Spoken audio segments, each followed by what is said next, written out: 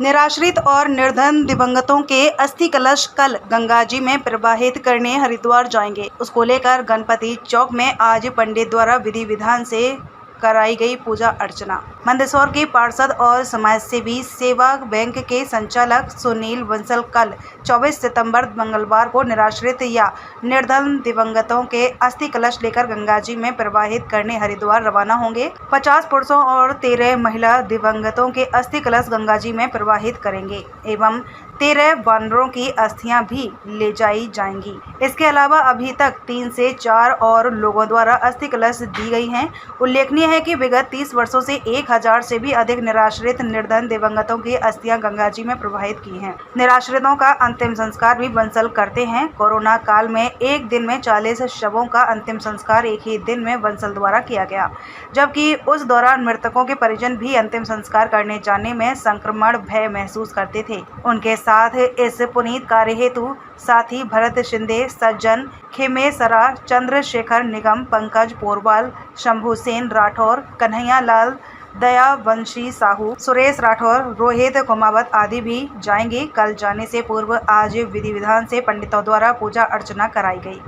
पूजा कर रही है, क्या महत्व है इसका? जी, ये अस्थियों की जो पूजा कर रही है इससे पितरों की मुक्ति होती है। ये अस्थियाँ जो है कहते हैं कि गंगा जी में जब तक प्रवाहित होती है और जब तक गंगा जी का स्पर्श इनको होता है तब तक इनको स्वर्ग का आनंद जो है मिलता है।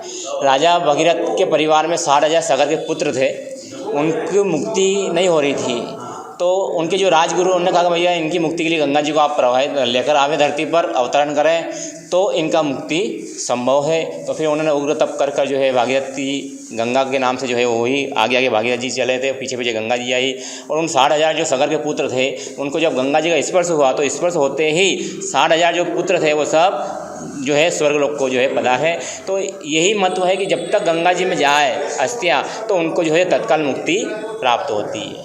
नाम क्या आपका? मेरा नाम पंकज उपाध्याय है। धन्यवाद। नहीं, रवाना होंगे, कितने अस्थि कलश है और क्या कहना है? कल हम सुबह 11:30 बजे गणपति चौक पर निवास स्थान के बाहर से हरिद्वार के लिए प्रस्थान करेंगे। उसके लिए आज हम मुक्तिधाम से जो अस्थि कलश हमारे अस्थि घर में रखे थे उनको वहाँ से सम्मान लाकर यहाँ अन्न क्षेत्र न्यास कमेटी के जो भवन है यहाँ हाल में हमारे वरिष्ठ पंडित जी पंकज जी के माध्यम से उनका विधि विधान से पूजा पाठ कर जिस प्रकार हम घर में अपनों का पूजा पाठ करते हैं कि हम आपको लेकर हरिद्वार जा रहे हैं, आपसे सम्मान माँ गंगा जी में आपको हम प्रवेश कराएंगे।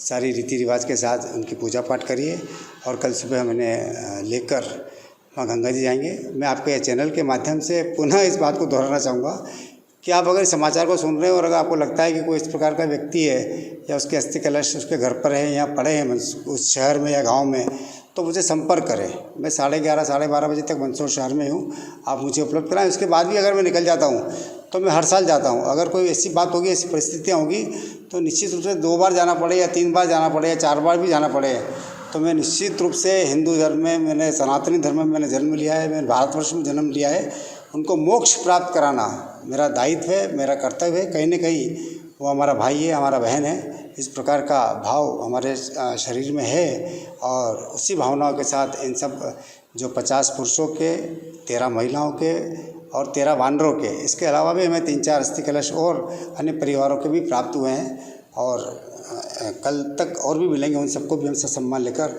माँ गंगा जी में प्रवेश कराएंगे।